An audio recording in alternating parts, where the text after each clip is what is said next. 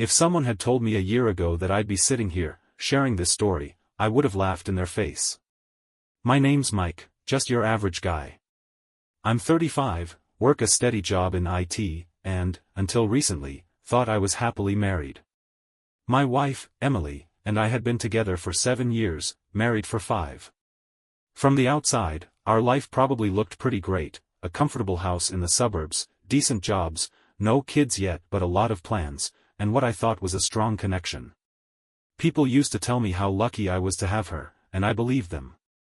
But looking back now, I realized there were cracks in the foundation of our relationship long before everything fell apart. I just didn't see them, or maybe I didn't want to. Emily has always been the kind of woman who lights up a room. She's beautiful, sharp, and ambitious, with a fiery personality that drew people to her like moths to a flame. That fire is what made me fall for her in the first place. She was bold, outspoken, and not afraid to take risks, the complete opposite of my steady, low-key personality. I thought we balanced each other out, her energy and my calm. But lately, that balance felt off. It started subtly, the way these things often do. Emily began coming home later than usual, her excuses always just believable enough to brush off. The meeting ran late, she'd say. Or, I decided to hit the gym after work. I wanted to trust her, hell, I did trust her. But there was something in her tone, a flicker of nervousness or hesitation, that left me unsettled. At first, I chalked it up to my own paranoia. I told myself I was overthinking it, letting my insecurities get the better of me. But then there were other things. The way she barely laughed at my jokes anymore, the way she seemed glued to her phone even when we were supposed to be spending time together. It wasn't just her phone, it was her attention. She wasn't giving it to me anymore. No more playful teasing, no random hugs while I was cooking, no small kisses on my cheek when I wasn't expecting it. It was like she'd built this invisible wall between us, and I had no idea how to tear it down. At first, I blamed myself. I mean, isn't that what we're taught to do? If something's wrong, you look inward, try to figure out what you're doing, or not doing, that's causing the problem. Maybe I'd gotten too comfortable. Maybe I wasn't giving her the attention she needed. So, I tried harder. I started planning surprise date nights again, just like when we were dating. I cleaned the house without her asking, picked up her favorite snacks from the store, and even brought home flowers for no reason. I thought maybe if I showed her how much I cared, things would go back to normal. But they didn't. She thanked me, of course. Emily isn't a monster, she smiled, kissed me on the cheek, and said all the right things. But that spark in her eyes? The one that used to make me feel like the luckiest guy in the world? It was gone. And no matter what I did, I couldn't seem to bring it back. One night, about 3 months ago, I decided to surprise her at work. She'd mentioned she was staying late to prep for a big project, and I thought I'd show up with her favorite latte and some words of encouragement. That's what a good husband would do, right? But when I got to her office building, the parking lot was practically empty, and the lights were off. At first, I thought maybe I'd misunderstood her. Maybe she'd meant another office or taken her work elsewhere.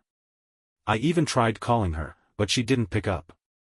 I stood there for a while, holding that stupid coffee cup, feeling like an idiot. When she finally got home around 10, I was sitting on the couch, trying to piece it all together.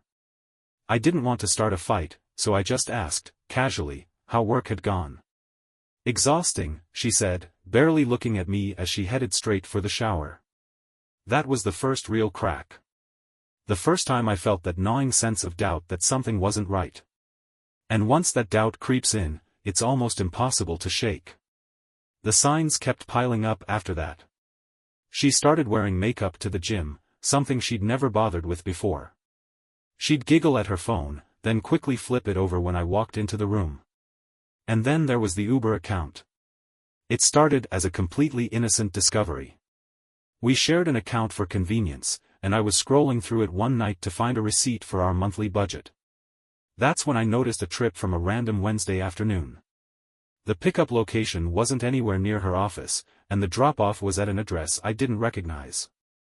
It wasn't a restaurant or a friend's house, not anywhere I could think of. My stomach dropped.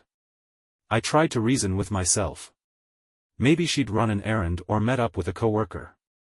There had to be an explanation, right? But the more I thought about it, the harder it was to believe.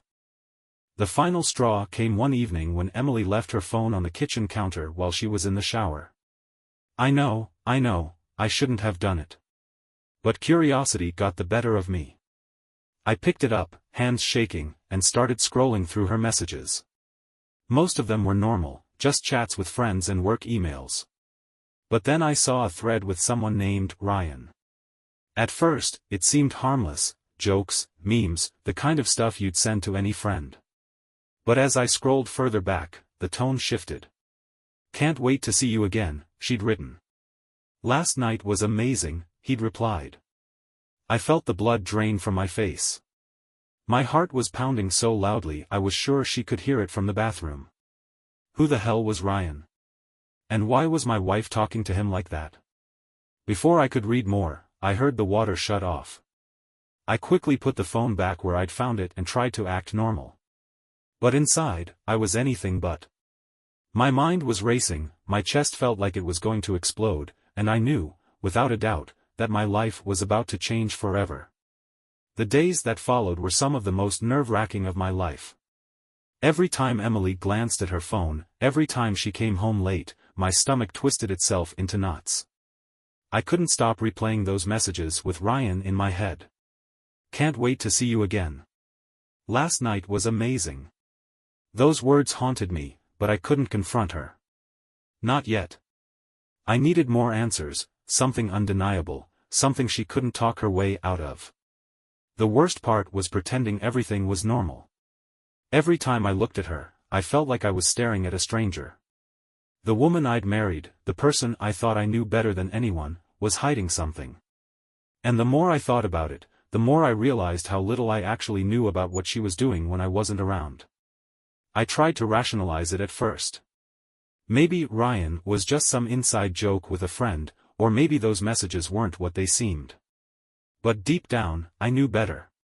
I'd been ignoring the red flags for months, and now they were waving right in my face. That's when I decided to take a step I never thought I'd take. I hired a private investigator. It felt extreme, even ridiculous, but I couldn't keep living in this limbo. If there was something going on, and I was almost certain there was, I needed to know the truth. The investigator's name was Jack. He was a no-nonsense kind of guy, middle-aged, with a calm demeanor that instantly put me at ease. When I explained the situation to him, he nodded like he'd heard it all before. This isn't uncommon, he said. Most of the time, people just want confirmation. Closure. We'll get you that. I handed him all the information I could, Emily's schedule, the Uber account details, anything I thought might help. Jack assured me he'd be discreet. Give me a week, he said. If there's something to find, I'll find it. That week was pure hell. Every day felt like an eternity. I barely slept, my mind constantly replaying scenarios of what Jack might uncover. Was she meeting Ryan at a hotel? Was he the guy behind that mysterious Uber trip? And the biggest question of all, how long had this been going on? Emily, meanwhile, was acting as if nothing was wrong. She'd smile, kiss me goodbye in the morning, and make small talk over dinner like we were still the same couple we'd always been. But her behavior only made me feel more paranoid. I watched her more closely than ever, looking for anything, any small slip-up, that might confirm my suspicions. Finally, after what felt like a lifetime, Jack called me. We need to meet, he said. I have some information you're going to want to see. My heart sank. He didn't sound like a man with good news. We arranged to meet at a small coffee shop near his office. I got there early, my hands sweating as I gripped the edge of the table. When Jack walked in, he was holding a plain manila folder. His expression was unreadable, but I could tell from the way he approached me that what he had to share wasn't going to be easy to hear. He sat down, placed the folder on the table, and slid it toward me. It's all in there, he said. I'll let you go through it on your own. With trembling hands, I opened the folder. The first thing I saw was a series of photos. Emily was in them, smiling, laughing. And she wasn't alone. Sitting beside her in almost every shot was a man I didn't recognize, a man I could only assume was Ryan. They were in his car, the same one I'd seen in the Uber app. In one photo, they were holding hands. In another, they were kissing. I felt like the air had been sucked out of the room. My stomach churned, and my hands began to shake. But it wasn't just the photos. Jack had also included timestamps, locations, and even screenshots of text messages. The texts were explicit, full of the kind of things you can't unsee once you've read them. They confirmed what I'd been dreading: Emily wasn't just cheating on me, she was having a full-blown relationship with this guy. And the kicker? He wasn't just Ryan. He was her Uber driver. I stared at the evidence, my mind racing. How could this be real? How could the woman I'd shared my life with, the woman I loved, do something like this? It wasn't just the betrayal, it was the deception, the effort she'd gone to in order to keep this from me. I felt like a fool. Jack's voice broke through my thoughts. "I'm sorry," he said, his tone soft but firm. "I know this isn't easy to see." I nodded, unable to speak.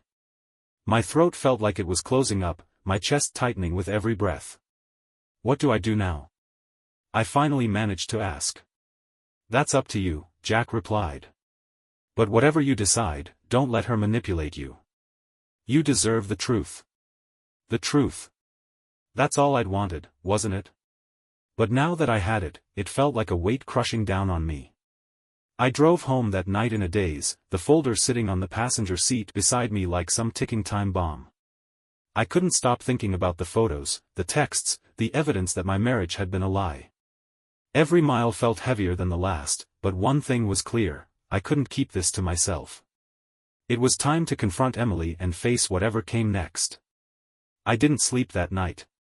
The folder sat on the kitchen counter, its contents burned into my memory. I kept replaying Jack's words in my head: "You deserve the truth." But the truth wasn't something I wanted to face, it was something I had to face. I knew I couldn't keep this bottled up any longer. The next evening, after dinner, I decided to confront Emily.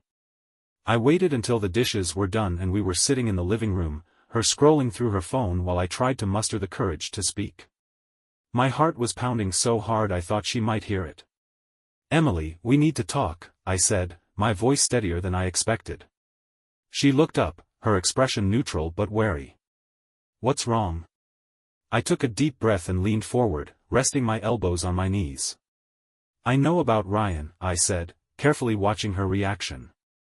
"And I know about the Uber driver." For a moment, she just stared at me. Her face went pale, and her fingers froze mid-scroll on her phone. Then, to my utter disbelief, she started laughing. Not a nervous chuckle, but a full, almost mocking laugh. "Oh, Mike," she said, shaking her head. "You've got it all wrong. Ryan's just a friend. And the Uber guy? Are you serious? He's just a driver. You're being ridiculous." Her words felt like a slap in the face. I could feel my anger rising, but I forced myself to stay calm. "Don't insult my intelligence, Emily," I said, my tone sharp. "I've seen the messages. I've seen the photos. I know what's been going on." Her laughter died instantly, and her expression hardened. "You've been spying on me," she snapped. "That's what this is about? You've invaded my privacy, Mike." Unbelievable. It was like she was trying to flip the script, to turn herself into the victim. But I wasn't having it. "Don't even try to turn this around on me," I said, my voice rising despite my efforts to stay calm. "You've been lying to me for months, maybe longer." "How long, Emily? How long have you been cheating on me?" Her jaw tightened, and she crossed her arms, avoiding my gaze. "I don't know what you want me to say," she muttered. "The truth," I said firmly. "That's all I want. Just tell me the truth." For a moment, she didn't say anything. The silence stretched between us, heavy and suffocating. Then, finally, she sighed and looked up at me, her eyes filled with tears. "Fine," she said, her voice trembling. "You want the truth?" "Yes, I've been seeing Ryan. And yes, it's been going on for a while. Are you happy now? Happy? I repeated, my voice shaking with anger and disbelief. You think this makes me happy? Do you have any idea what this feels like, Emily? To know the person you love has been lying to your face, sneaking around behind your back. Her tears fell freely now, but I couldn't tell if they were from guilt, regret, or simply because she'd been caught. I didn't mean for it to happen, she said softly. It just did. It just did. I said, my voice dripping with sarcasm. You don't accidentally end up kissing someone in their car, Emily. You don't accidentally text them things like, "Last night was amazing." This wasn't a mistake, it was a choice. Your choice. She flinched at my words, but I didn't care. I was done tiptoeing around her feelings, done pretending that this was anything less than a betrayal of everything we'd built together. I need to know, I said, my voice quieter now but no less intense. How long has this been going on? Weeks? Months? Years? She hesitated, her eyes darting away from mine. A few months, she finally admitted. I don't know exactly when it started. I shook my head, unable to believe what I was hearing. And the Uber driver? Was that just your way of keeping things discreet? Using him to get around so you wouldn't leave a trail? She looked down at her hands, twisting her wedding ring nervously. He's not just a driver, she said after a long pause. We met through Uber, but it turned into more. The words hit me like a freight train. Not only had she been seeing Ryan, but she'd also been involved with the Uber driver. It was almost too much to process. So you've been carrying on 2 relationships behind my back, I said, my voice filled with bitterness.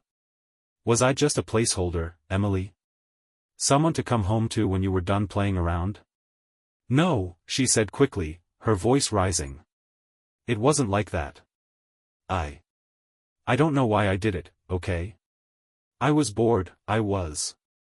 I don't know. But I never stopped loving you, Mike. I let out a bitter laugh. You have a funny way of showing it. The conversation went on for hours, looping around the same points over and over again. She apologized, made excuses, tried to shift the blame onto me for not being attentive enough. But nothing she said could undo the damage. The trust between us was shattered, and no amount of apologies or explanations could put it back together. By the time we finally stopped talking, it was past midnight. Emily went to the guest room without another word, and I sat alone in the living room, staring at the walls. My mind was a whirlwind of emotions, anger, sadness, disbelief, betrayal. I'd always thought of myself as a rational, level-headed guy, but this was something I couldn't make sense of. I felt like I'd lost everything, my wife, my marriage, the life I thought we had. And yet, for the first time in weeks, I also felt a strange sense of clarity. The truth was out. The lies were exposed. Now, it was up to me to decide what to do next. The days after the confrontation were some of the darkest I've ever experienced. I wasn't just hurt, I was hollow. It felt like someone had taken my life, my identity, and everything I thought I knew, crumpled it into a ball, and tossed it into the trash. I couldn't stop thinking about the betrayal. Every word Emily had said during our confrontation replayed in my head on an endless loop. I didn't mean for it to happen. I never stopped loving you. They were just words, empty and meaningless. Nothing could undo what she'd done. We lived in the same house, but it was like we were on different planets. Emily moved into the guest room the night of our confrontation and barely came out. She avoided me like the plague, only emerging for necessities or to grab her laptop for work. On the rare occasions we crossed paths, she'd give me this pathetic, half-guilty look that made my blood boil. I wanted to yell at her, to make her understand how much she'd hurt me, but I couldn't find the energy. I was too drained, too broken to even argue. Instead, I withdrew. I'd wake up, go to work, come home, and repeat. Each day was a blur of numbness and pain. I stopped eating properly, barely slept, and when I did, my dreams were haunted by images of Emily with Ryan, or the Uber driver, or whoever the hell else she might have been with. I'd wake up in a cold sweat, my chest tight, my mind racing with questions I didn't want to ask but couldn't stop thinking about. Was I not enough? Was it my fault? Could I have done something to prevent this? I started blaming myself. I thought about all the times I might have missed the signs, the moments I'd brushed off her late nights or dismissed her distant behavior as stress from work. Maybe if I'd been more attentive, more romantic, more something, she wouldn't have strayed. The guilt was suffocating, even though deep down, I knew her choices were her own. I tried talking to friends about it, but most of them didn't know what to say. My buddy Mark, who'd been through a divorce a few years back, was the only one who offered any real advice. "Look, man," he said over beers at a local bar. "You can't blame yourself for this. She made her choices. You didn't force her to cheat. But you've got to figure out what you want to do now. Do you want to try to fix it, or are you done?" I didn't know how to answer that question. A part of me wanted to cling to the life we'd built together, to believe that we could somehow repair the damage. But another part of me, maybe the smarter part, knew that things would never be the same. Trust, once broken, is almost impossible to rebuild. Eventually, I realized I couldn't handle this alone. I needed help, someone to talk to who wouldn't just tell me to move on or stay strong. So, I booked an appointment with a therapist. It wasn't an easy decision. I'd always prided myself on being the kind of guy who could handle his problems on his own. But this was too big for me to carry by myself. The first session was brutal. I sat there in that small, quiet office, spilling my guts to a stranger. I told her everything, the doubts, the confrontation, the aftermath. She listened patiently, nodding occasionally, and when I was done, she asked me a question I hadn't considered before. "What do you want, Mike?" she asked. "Not what Emily wants, not what your friends think you should do. What do you want for your life?" I didn't know how to answer. For so long, my identity had been wrapped up in my marriage, in being Emily's husband. I'd never stopped to think about what I wanted outside of that. The question stuck with me long after the session ended, and for the first time in weeks, I felt like I had something to focus on besides the pain. The sessions became a lifeline for me. Each week, I'd sit in that chair and unpack a little more of the mess inside my head. The therapist helped me see that the betrayal wasn't my fault, no matter how much guilt I felt. She reminded me that Emily's choices were hers alone and that her actions said more about her than they did about me. Slowly, I started to let go of the self-blame. While I was working on myself, Emily stayed distant. She never made any real effort to fix things, never begged for forgiveness or tried to explain herself beyond that first confrontation. If anything, she seemed resigned, like she'd already accepted that our marriage was over. And maybe she had. That indifference hurt more than anything else. I wanted her to fight for us, to show me that she cared, that she regretted what she'd done. But instead, she acted like she was just waiting for the inevitable, biding her time until I made the final call. The breaking point came one night when I came home from a therapy session. Emily was in the kitchen, scrolling through her phone with a glass of wine in hand. She looked up when I walked in, her expression neutral, almost bored. "How was therapy?" she asked, her tone casual. It was the first time she'd acknowledged it, and her nonchalant attitude sent a surge of anger through me. I wanted to scream at her, to demand why she wasn't doing anything to save our marriage, but instead, I just said, "It was fine." She nodded and went back to her phone, as if that was the end of the conversation. And in that moment, I realized something: I was done. I was done waiting for her to care, done hoping she'd magically turn into the person I thought she was. I couldn't keep living in this limbo, surrounded by lies and apathy. I needed to take control of my life, even if it meant letting go of the life I'd built with her. That night, as I lay in bed staring at the ceiling, I made my decision. It wasn't easy, and it wasn't what I'd imagined for myself when we'd said our vows. But I knew it was the right thing to do. The next morning, I started making plans to leave. The morning after I made my decision, I woke up feeling lighter than I had in weeks. The weight of indecision, of trying to fix something that couldn't be fixed, was finally gone. I knew what I had to do. I was going to leave Emily and start over. It wasn't an impulsive decision, it was the culmination of weeks of soul-searching, therapy, and heartache. I'd tried to find a way forward with her, but the trust was shattered, and her indifference only solidified my choice. Staying in the marriage would have been like clinging to a sinking ship. I deserved better, and for the first time, I truly believed that. The first step was reaching out to a divorce lawyer. I'd already done some research and found someone who came highly recommended, a woman named Karen, who specialized in cases like mine. She was compassionate but direct, and she didn't sugarcoat anything. "This won't be easy," Karen said during our first meeting. "But it's the right move if you want to reclaim your life. The sooner we start, the sooner you can move forward." She walked me through the process, dividing assets, the logistics of selling the house, and what to expect emotionally. It was overwhelming, but also strangely empowering. For the first time in months, I felt like I was taking control of my life instead of just reacting to what Emily had done. When I told Emily I wanted a divorce, her reaction surprised me. I expected tears, anger, maybe even an attempt to fight for our marriage. But all she said was, "If that's what you want." Her calm, almost detached response stung more than any argument could have. It was as if she'd already made peace with the end, long before I had. The weeks that followed were a whirlwind of paperwork, uncomfortable conversations, and bittersweet moments as we dismantled the life we'd built together. Packing up the house was one of the hardest parts. Every room held memories, good ones, bad ones, and everything in between. I'd find a photo from our honeymoon, a card she'd written me on our first anniversary, or some little trinket from a trip we'd taken together, and it would hit me all over again. We weren't just ending a marriage, we were closing a chapter of our lives. Despite the pain, I tried to focus on the future.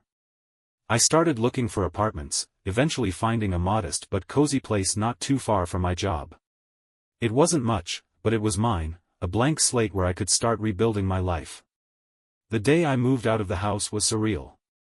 Emily and I barely spoke as I packed up the last of my things. She stood in the doorway, watching silently as I loaded boxes into the car. For a moment, I thought she might say something, apologize, try to stop me, anything. But she didn't. She just nodded and said, "Take care of yourself, Mike." "You too," I replied, and then I left. Just like that, 7 years together ended with a few simple words and a closed door. The first few weeks on my own were tough. There were nights when the loneliness felt unbearable, when I'd lie awake in my new apartment and wondered if I'd made the right choice. But as time passed, those moments became less frequent. I started filling my days with things that brought me joy, things I hadn't done in years.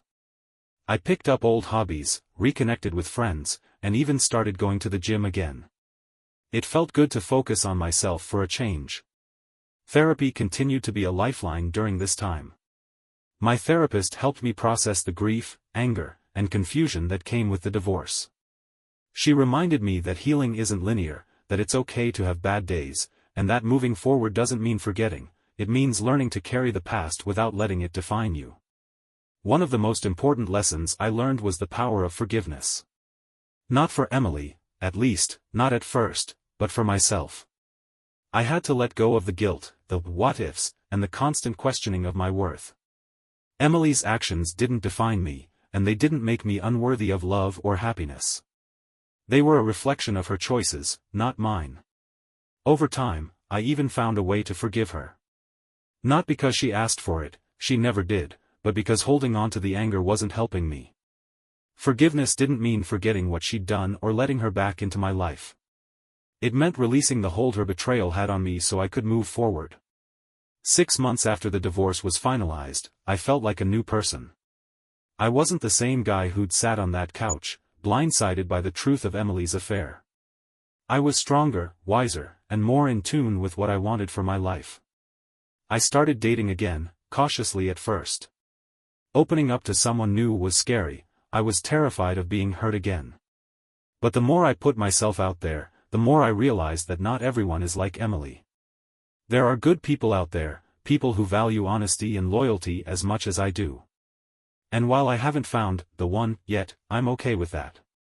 For now, I'm focusing on building a life that makes me happy, whether or not there's someone by my side. If there's one thing this experience has taught me, it's that life doesn't end when a relationship does. It changes, it hurts, and it forces you to grow in ways you never expected. But it also opens the door to new possibilities, new beginnings, and a chance to rediscover who you are. So, to anyone out there going through something similar, trust your gut. Don't ignore the red flags, no matter how much you want to. And remember, you deserve a life filled with love, respect, and honesty. If you're not getting that, it's okay to walk away. Starting over is hard, but sometimes, it's the best thing you can do for yourself. Life isn't perfect, and it never will be. But it's yours to shape, yours to rebuild, and yours to live. And for the first time in a long time, I'm excited to see what the future holds.